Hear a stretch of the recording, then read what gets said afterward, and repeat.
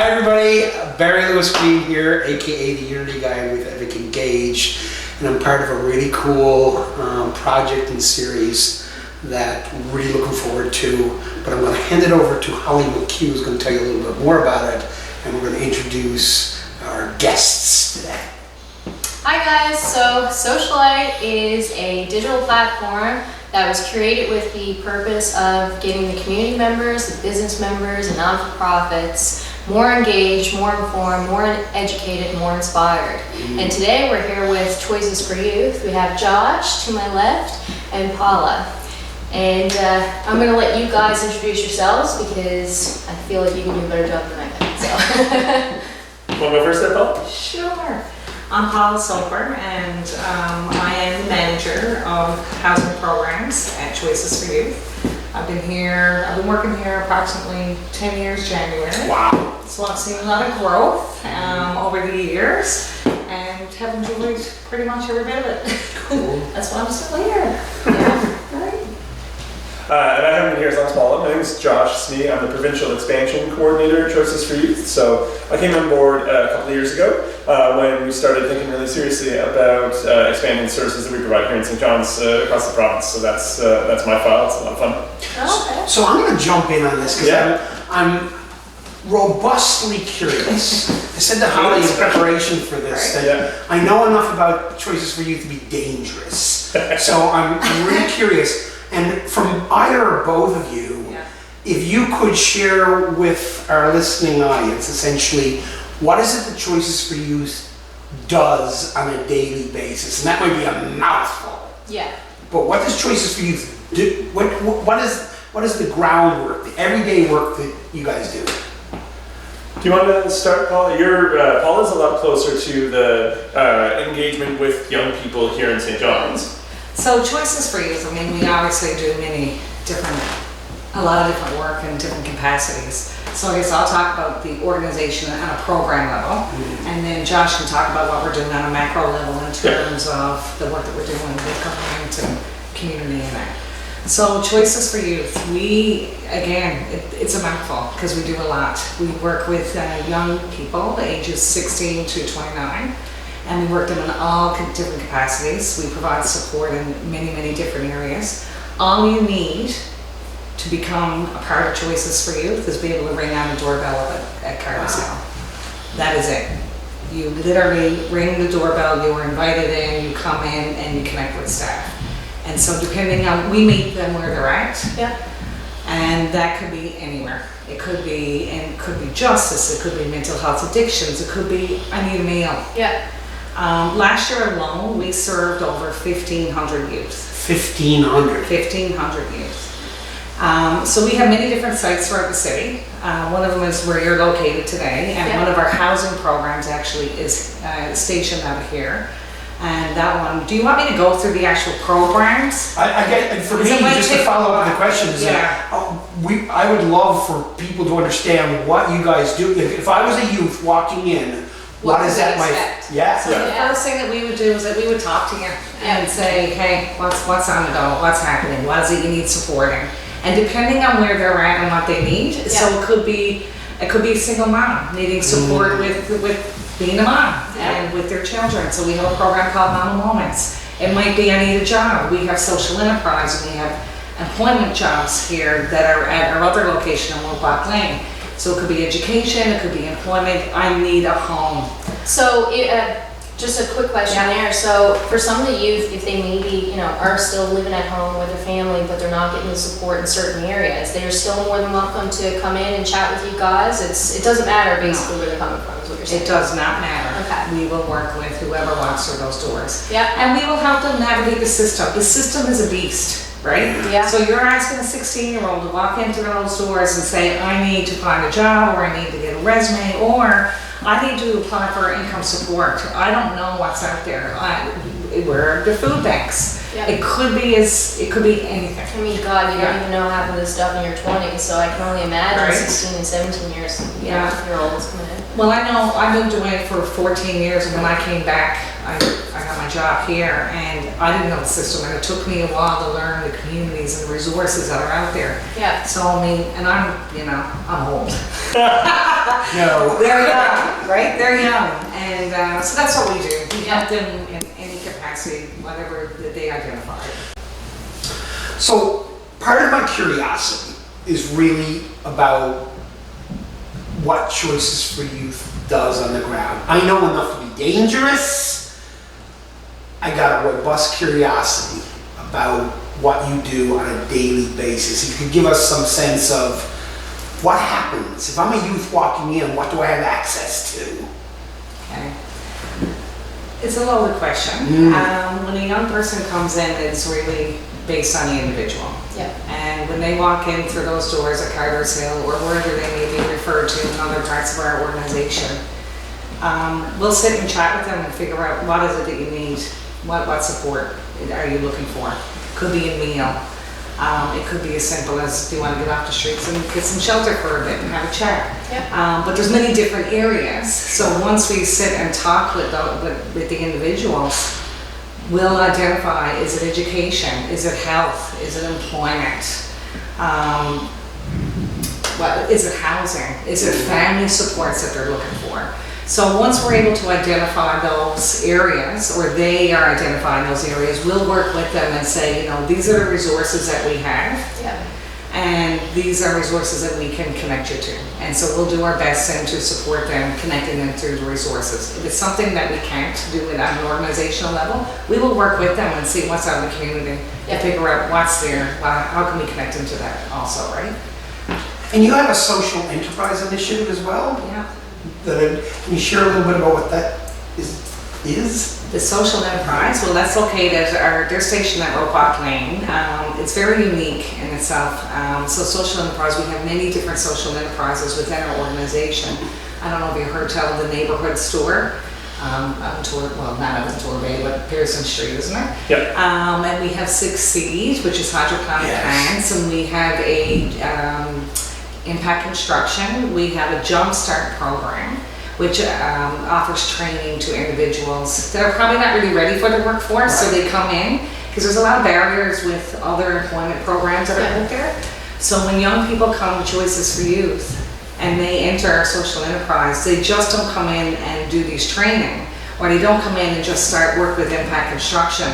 They do those things, but they're also connected with a support person. Yeah. So we're trying to support them, because everybody has a right to employment, Yeah. right? Like everybody has a right to housing. So we come from a place of, you have a right to employment and we're gonna work with you. So what are those barriers? Yeah. So all those areas that I just spoke of a few minutes ago, some of them might be a barrier, right? So Yeah. the support worker that's connected with them are gonna help them through that.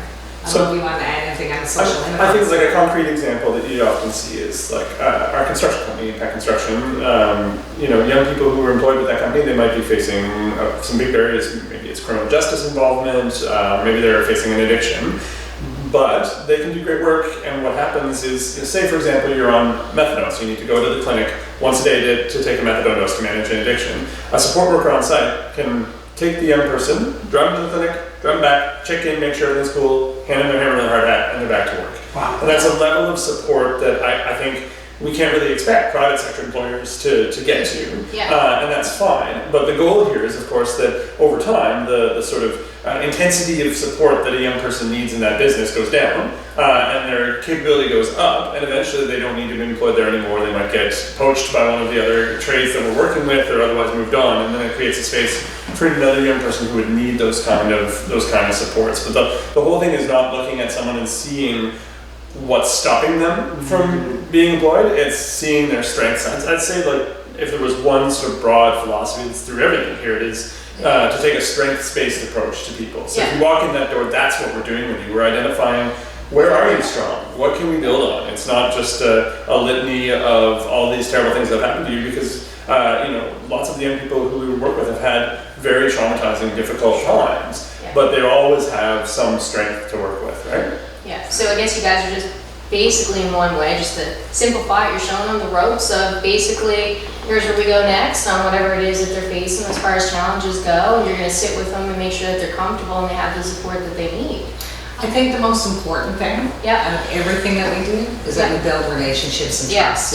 Yeah. And that's where it starts. It's like a at the family. end of the day, Yeah. that's where it starts, Yeah. because they probably never had that in their lives before. Yeah. And it takes a while to get there sometimes, and sometimes it doesn't, depends on the individual. I remember we had an evaluation done on one of our programs which provides support, and they said, Paula, and the young person spoke to me afterwards and said, it's not a program, it's the staff. Yeah. Mm. And Right? you know Because what? they're listening and they're hearing and we're responding. And you know Right. what? All the non-for-profits that I've met with and the staff members that are one-on-one working with, you know, their clients that are coming in through the door, that's what I get from it. It's not the programs, it's the people behind them. It's that connection. And I mean, that's what's going to help people succeed at the end of the day. It doesn't matter, you know, all the things on paper, and it matters that emotional connection that they have with you guys. You're the ones that are giving them the strength that they need and that support, that, you know, confidence builder in a sense. The piece that's chomping at the bit for me, because I'm hearing the sense that it's, you know, and I don't use this term loosely, but it's a one-stop resource for youth. Yeah. I can find everything. And that brings me, we had a side conversation before the interview about the expansion that Choices for Youth is going through, and the notion of being that one-stop.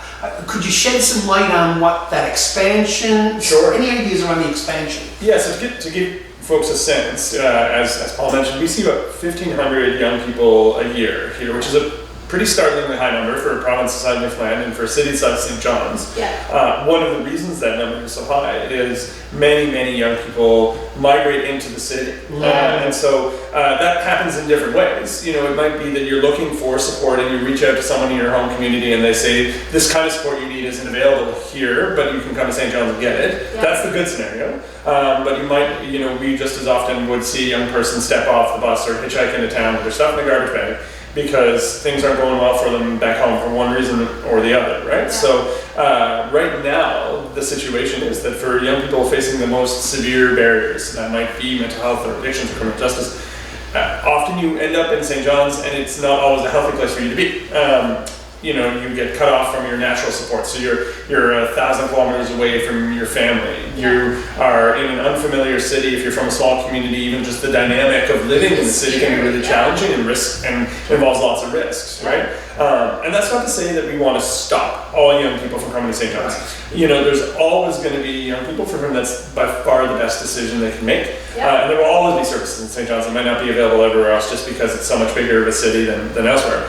But if we're serious about shifting what we do towards more prevention rather than crisis intervention, and that's a big spirit in a lot of our planning right now. We can't do prevention work just in St. John's, it wouldn't work. It has to And so that's the kind of motivating spirit behind thinking about what an expansion of our programs would look like. We're trying to take a really slow and steady approach to that expansion because we didn't want to be in the situation where Choices for Youth, drove into Gander with a PowerPoint presentation on how we were going to, change this community. And, that's not the process we're doing. Yeah. Where we've been spending now almost 2 years consulting with young people all over the province, with people who provide services to them, with civil servants, decision makers, just to figure out what is this even going to look like? What do communities actually need? And where are the low-hanging fruit where we can make a really big impact in young people's lives? And I think to your point, Barry, one of the things we hear a lot about is how much difference it makes in a young person's life to have one-stop access to a lot of the different services. I think about it, I would be really challenged. I'm like a 30-some-year-old professional who works in this space. But if you kicked me out of my house and made me try and navigate all these different offices, walking back and forth across town and telling a traumatizing story 7 times, I'm lucky. I've had an incredibly supportive upbringing, and it would break me. And so I think one of the things we really recognize is that even where there are services, they're often scattered, right? They're scattered physically, they're scattered in terms of their connections with each other. So a big part of our model here has been just to get as many people together as you can. So you can walk in the door and see a counselor and get fed and get some stitches if you've been hurt, those kind of things all together. And that's the model, among many models. I think that's a big part of our plans for expansion is to try and play a role in supporting sites like that to emerge around the province. And we're at a really interesting time right now because there's a lot of big positive change happening on the government side. So there was a big all-party committee on mental health report that had 50-some recommendations, basically meant to rebuilding our mental health system, and they've all been approved, they're all being worked on.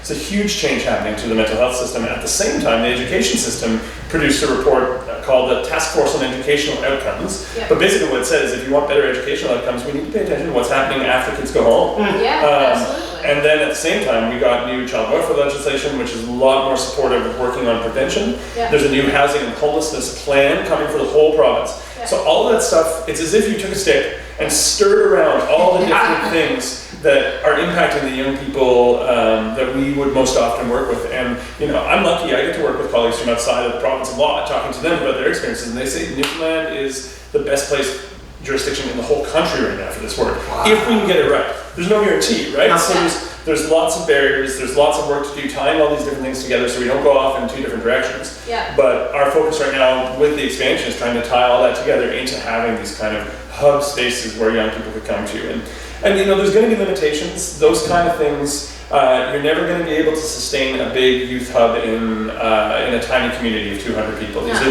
So young people are always going to still have to move around some, and staff at those places will have to move around some, and access over the internet and by phone will still matter. But if you're a young person in the Cogwar Valley and suddenly you can access services in Stephenville instead of St. John's, that's a big difference to you, right? Yeah. And so that's kind of the motivating spirit. And so we're reaching out to try and find other community agencies who we can partner with to build this stuff. Because it won't work if we just show up. Yeah. We have to find who's doing this work locally, who knows what's going on, and identify how we can support them. And that's the process we're into right now. And it's been really exciting. Okay. Well, I'm hoping maybe that someone will be watching this video and hear everything that you just said and might have some input or some, Absolutely. So that's another thing. For anybody who may be watching, if you have, any suggestions, any way that you can help, feel free to reach out to Choices for Youth. I'm sure you guys would love to hear from you. 100%, yeah. I heard a word come up several times that I want to explore, and it's a big word for me, but I heard motivated and what motivates us. And one of the things I'd like to explore is that no doubt you're doing great work. Yeah. No doubt you're setting your sights on providing great service. You've been here 10 years. Yourself less than 10 years. But I sense a motivation. And I'd like to hear from you specifically what motivates you. What motivates me are young people, and I know that's cliche, but when they come through those doors, it takes a lot to tell their story, Yep. right? Like it takes a lot for them to get up that morning, to walk in through those doors and say, I need help. And for them to be able to do that, so my role as a manager is to support the programs, right? In all different capacities. It could be operational wise, budget wise, human resource wise, all the different areas. I wake up every day wanting to support the coordinators and the staff who are supporting those young people. Yeah. Because guess what? They are our bosses, right? They are telling us what the needs are, what the gaps are, and what also is motivating is that Choices for Youth is so flexible. And we are able to be creative, really, and be solution focused around what we're hearing from young people. Yeah. And they're included in every decision that we make, every decision. So At some form, right? So we have a youth leadership council. They meet once a week. They go around, we hear from the young people, we do all kinds of different questionnaires and questions and, give them opportunities to have that voice, right? So I know it's long-winded, but that's what motivates me. So when a youth comes in and you guys help them get past the barrier that they originally came here for, do you find that a lot of them come back to volunteer or help out, or what kind of connection do you guys find after the fact?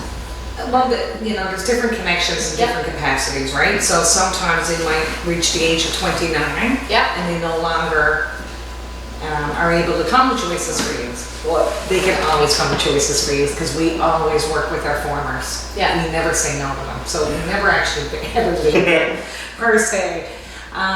So, it depends on the relationship and the program and the connection that they had with Choices for Youth. Yeah. But it can be in various different capacities. It could be continued support. It could be just checking in. It could be volunteering. Yeah. It could be coming in and, working with Mama Moments. Or, it could be in different I just asked because I just know that what you guys are doing from the conversations we've had outside of this video and in general. I just know you guys are literally changing lives for the better. You know, individual lives, but then you're helping impact our community overall, because every life that you change in a positive way, I mean, they're there to help somebody else who might be going through the same kind of thing. And I think that in itself is just absolutely amazing. What I heard the word a couple of times in what you were expressing was connection. You know, that the moment when that youth walks in and you get to be there when they express that courageous, I need help, you know? Josh, for you, what motivates you? I come at this maybe from a different angle. I've been working for Choices for a couple of years, but before that I was never engaged with this conversation around homelessness or around any of the related issues. You know, I've worked in community development a long time, but for a bunch of different places. And you know, I was never deeply understanding of this issue. I knew it was an issue, but I think what motivates me is the potential to really make a change to the system, right? So, you know, I get very frustrated when I see the fact that we've built a system that's not working for people, that often is actively hurting people, and there's only so much you can do there to intervene and help the victims of that system. At some point, you have to change the structure of it, and I think that's what attracts me to Choices, is that we're really lucky. I think that both we've been at this long enough. We have enough people here working on these kind of big picture things. We have this deeply rooted connection in youth voice that gives us opportunity to do that. You know, that you can see something that you wrote here based on something that youth tell you end up in policy somewhere, or motivating like a change to legislation. That's amazing. That's really, I think, as someone who's less often on the ground working directly with young people, that's what keeps me going. Yeah, I don't think I realized how much of an impact you guys really had over the systems. I mean, that's an interesting fact in itself. Yeah, and I you know, what I find interesting here for me is that I'm hearing both the importance and power and motivation of being there in the moment for youth when they need it, and understanding that something systemically has to be improved. And it's not either or, it's both. Yeah, you guys aren't a Band-Aid fix is what I'm getting. You're there to help people when they need it, but you're also there to make the changes so that you can prevent other people from being in that same situation. And I don't know a whole lot of organizations that, you know, have the capacity to do that. And I know I can only imagine long hours all of you guys must put in to make sure that some of this stuff goes through. And I can only imagine the sleepless nights you must have from some of the stories, you know? And I can only imagine, you know, the heartbreak that you might have when you hear some of them, but also the really happy moment that you must have when someone finally walks out of that door and waves and says, thank you for everything you've done. And, you know, I just think that in itself is...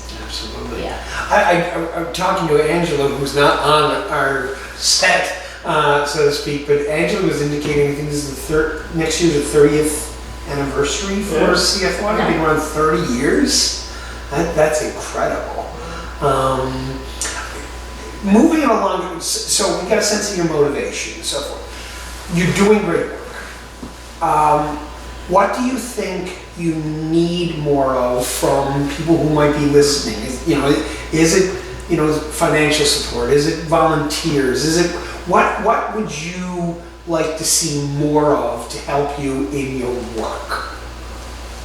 I mean, I think there's a few things that occur to me on this. I mean, first of all, if you want to give us money, please do. Let's just be honest. Show me the money. Where would it go? So I'm going to be, I'll explain that. Individual donations are not the biggest part of our funding, but they're one of the most important because they can flow to fill gaps. So if we're working with government funding programs or with a grant from somewhere, they often say, you can only spend this grant on A, B, C, and D. But what if I have to do E, F, and G? Those kind of things, individual donations, personal donations, that's a really important part of the mix here to make it seamless for young people. So we always say a young person coming to Choices who doesn't know who's paying my salary or Paula's salary, and it doesn't matter. But sometimes behind the scenes it does matter for us because we have to figure out what we can do with different structures of money. So when people kick in $5 or $500 or $5,000, it goes into making sure that when a young person walks through the door, they can have that kind of seamless experience. I think from my perspective, particularly working outside of St. John's, as I spend most of my time doing, just being aware that there are people in your community that you know, no matter where you are in this province, who are facing the same kind of issues that might bring someone to Choices for Youth. Because I think in St. John's it's often a little bit more visible. It's a bigger city. People would recognize, for example, the homelessness exists. You do see people sleeping rough on the street. That might be less common in a small community. Yeah. But there's still folks who are homeless, for example. They're probably couch surfing, camping in the woods, whatever it might be. And there's still folks who are facing all the same kind of barriers. And so one of the, I think, the courageous things people can do is turn a little bit of a hard lens on their own community and say, okay, if you think that there aren't folks facing those barriers here, why do you think that? Which eyes have you been keeping closed? And because it's a really important thing just to get talking about this and to be able to come into a town council meeting with the assumption that there's youth homelessness in this community. We should do something about it, right? Because we're not there yet. Yeah, I think that's a great point. I think, especially in the smaller communities, it's a little easier to turn a blind eye because, everything is so spread out. But the other side of it too, when I say that, I mean, in small communities, we know everyone to a point too, right? So I think in that case, we're kind of choosing to be a little bit ignorant to it, But it's also a barrier. But that's the people thing, who are in need, because guess what? You know me or you know my family. I'm not going to seek out that support. Yeah, So and it that's can the be a real thing. barrier. I think that's a great point. I mean, the younger people, the youth, I mean, they're not going to have the confidence an adult would to seek out the help. They're not going to really know where to go. I mean, I'm sure there's a lot of people, even out in the rural communities, because I'm from out the Bay, that really, they might have heard about you guys and they might not have, and they have no idea what you guys offer. And I think for the adults, I mean, we're a little bit more educated, we're a little bit more knowledgeable, I think, spreading the word, and I think the council is a great idea. I think that's a great idea. Yeah, they do phenomenal work. Yeah, and I think that's something that maybe members of community councils should take on themselves, bring that up in the meetings. And that was a great point. It's interesting, you brought up something, I was informed probably 10 years ago that the Kids Helpline, at the time, the National Kids Helpline, there was a disproportionate number of calls from Newfoundland. And when they did the research, they found that most of those calls were from remote communities. Because if you were having an issue, you're not bringing it up with your neighbor because everybody knows everybody's business. And so I'm excited about some of the work that I'm hearing in terms of expansion. If I'm hearing correctly too, part of what is needed is greater awareness that these issues exist. 100%. I mean, I live in Mount Pearl. And I'm aware that there's homelessness in Mount Pearl, but you don't see it. I might see it in downtown St. John's, but I don't see it in Mount Pearl. Might be a lot of couch surfing. But we need to be more aware that, if I'm hearing correctly, just an awareness of, is there anything else that people can do to support? We've got to talk money, awareness, anything else come to mind in terms of? I have one question. As far as housing and stuff goes, for the youth that maybe are homeless, do you guys feel like you have enough shelter that you can provide? Or do you feel like maybe that's something that with the public health that you could use on expansion here in St. John's alone? When it comes to housing, there's never enough housing. We need resources for housing and landlords and all those things. But one of the things that I will say about housing, you can put a young person in housing, but if those supports aren't with it, they're still going to have the same issues and concerns. That's the critical piece. We work from a housing first philosophy. And what that means is that everybody has a right to housing and there are no barriers. So we work with them where they're at, right? So we can find the housing, but if we don't have those resources and the support in place, like think about it, a 16, 17-year-old living on their own, one of the common things that I hear from young people are, I'm lonely. I'm lonely. And so what do they do with that? It's hard to connect. I mean, we as adults find it challenging to connect with people. Imagine if you moved away and came into town and you don't know a lot of people and you have to connect with people. So that would be one of the hopes and needs that I think will be fantastic for our youth. And the other one around the housing piece too, I think for choices, we offer so many resources, and it's the stigma around it is like, oh, well, only people that are in trouble or troubled youth come to choices. I think what I would hope to say, and you know, for the community out there, is that it's not just for the troubled youth. Yeah. We can offer support to people who are about to enter, you know, complexities or you know, they're about to enter that area, I guess, right? Yeah. Of homelessness or getting into trouble or whatever the case may be. So I think the stigma around it, we could change that, educate people about what we do in a positive way, because it's positive. Yeah. And provide support. Support is key. I think that was a great point. I feel like there definitely needs to be a little bit more, or a little bit less judgment in our society overall, and a little bit more acceptance, and a little bit more kindness and support, even to your neighbor, or you know, stranger walking down the street, a kind smile, or how are you doing? You know, how's your day? And one of the things we were chatting about before was the notion of just having conversations. Yeah. You know, having conversations about the awareness that we have needs in our communities. Yeah.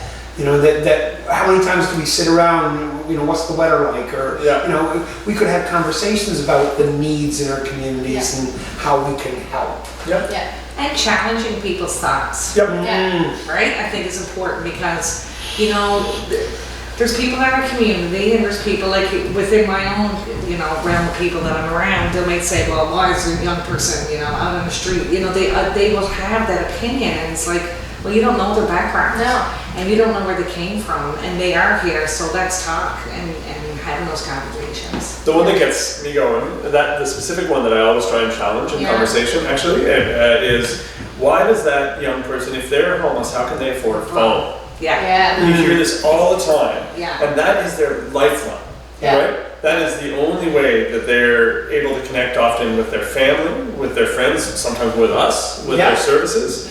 And I rarely get mad when people do this in conversation, because like we all have misunderstandings of these kind of things. But that one actually like upsets me personally. Yeah. It's like, you know, that who knows who's paying for that phone? Maybe it is one of our agencies, we're supporting them with it. But beside the point, like this is, you know, the smallest possible thing you can do for somebody to stay connected to the world around them, and you're, you know, sort of you're criticizing them for that, and that's that. So like, if you hear that one specifically, like push back on it, right? Push back on it. That's a great point. I think the clothing is another one too. Totally. Sometimes you hear people just, you know, criticizing, well, those are really expensive shoes. How could you afford them? Or how could you afford that shirt? You don't know that they didn't just go and have it donated by somebody. You know what I mean? Like you're just making assumptions, and instead of having that one-on-one conversation with the person and saying, so, you know, what's up? How did you get here? And, you know, having those kinds of conversations, I think, open your eyes a little bit more that not everybody has an easy start from the beginning. No. We got lucky. If you had a normal life, you're lucky. Not everybody has that experience. And the word that's bubbling up for me is empathy. Yeah. You know, it sounds to me that part of the challenge and part of the request out there is that for people to understand, to have a sense of empathy, that we don't know people's stories. And I know my exposure to Choices for Youth a number of years back with Jumpstart program, Cheryl Coleman at the time, who was with CFY, informed that they were feeding 700 kids at the time. And I was floored. Like, that's a full school. Every day is being fed, and yet I thought I was in the know, but I clearly wasn't. Understanding that we don't know each other's stories is part of the ask, if you will. Fabulous. So, because I'm cognizant that you guys have busy lives and work to do. I've got a quick question. Probably Holly can take us out. But one of the questions I have is that, you know, if you were to speak to the camera now and say, you know, one thing that you would want people to know, what might that thing be? And it could be anything. It could be, you know, what do you need? What do you want people to walk away with? I think for me, it's that this is a problem that we can solve. You know, this is not. We're not in a situation where we're dealing with some inevitability that there's always going to be this level of struggle for people. That's just not true. You know, there are cities in this country who have eliminated homelessness already. We can do that. There are cities in this country who have, and communities in this country that have a much shorter wait list for care. There are so many things that we can, I'm not to say that no one will ever again go through a struggle in their lives, Right. but I think that not to accept as inevitable that there's just some baseline of suffering that has to be there is a big one for me. You kind of took mine. Sorry. Channeling my inner Paula here. What he said. Yeah. Channel my inner Paula. So what is it that I would want people in the community to, you know what, on the ground level, Yeah. if you see a youth at risk or about to be at risk, contact Choices for Youth Yeah. and get them connected to us. Yeah. Love it. Really, Yeah. like anybody. If you see, if you hear, you have a duty, if you see someone that's in trouble, just reach out. I love that point too, because I find that maybe it's not typical of Newfoundland culture, but I think we sometimes think it's none of our business. We sometimes think it's none of our business when not my business, but you're saying, yeah, we should. It might save a person's life. Yeah. Like Yeah. it truly might save a person's life. Yeah. You know what? We're this place on Carter's Hill called Choices. They got all kinds of staff there. They can help you with anything. Yeah. And you don't have to tell your whole story. You can just go in and say hi. And whatever you Just feel get more comfortable information. with, you Yeah. go from there. Yeah. That will be my ask. Wonderful. Yeah. Well, I think this was a very informative conversation, and thank you guys so much for taking the time to meet with us and tell us a little bit more about Choices for Youth. It was an eye-opening experience for me, and I even walked into it knowing a little bit about what you guys do, but to hear it from you guys yourselves, thank you for everything you're doing, honestly. Thank you. And thanks to Thomas, Yeah, who's Thomas. man the camera back there. Absolutely. And I think I think that's it. we're episode 1. Episode